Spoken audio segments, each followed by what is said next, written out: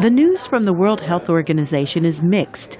Some 20 million people are alive today as a result of international efforts to control tuberculosis and care for those who have it. As a result, the death rate has dropped by 40% since 1990, but lately it's remained stubbornly level. And progress has been painfully slow in reducing the overall number of TB cases and in containing the spread of multi-drug-resistant strains of the infection. Dr. Mario Raviglione with the WHO discussed the agency's 2012 report at a Washington news conference. Dr. Raviglione said a shortage of money threatens to halt progress in containing the spread of TB, and he warns of serious consequences if this funding gap is not filled. We'll have to accept that millions more people will be dying of tuberculosis on an annual basis.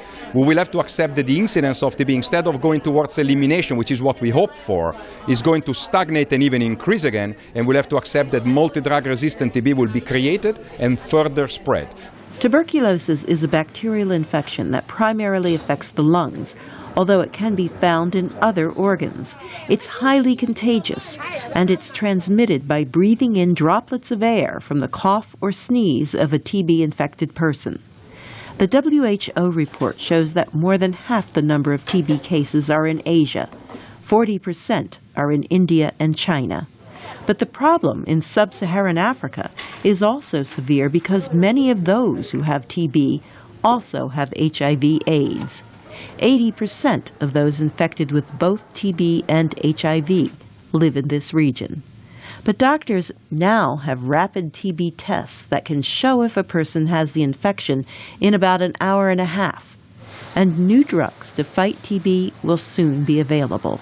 We expect at least 2, if not 3, entirely new compounds that kill the TB bacillus very effectively to be available in the next few months.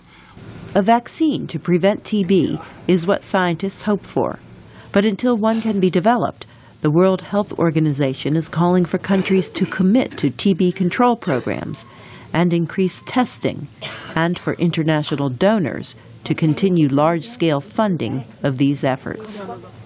Carol Pearson, VOA News.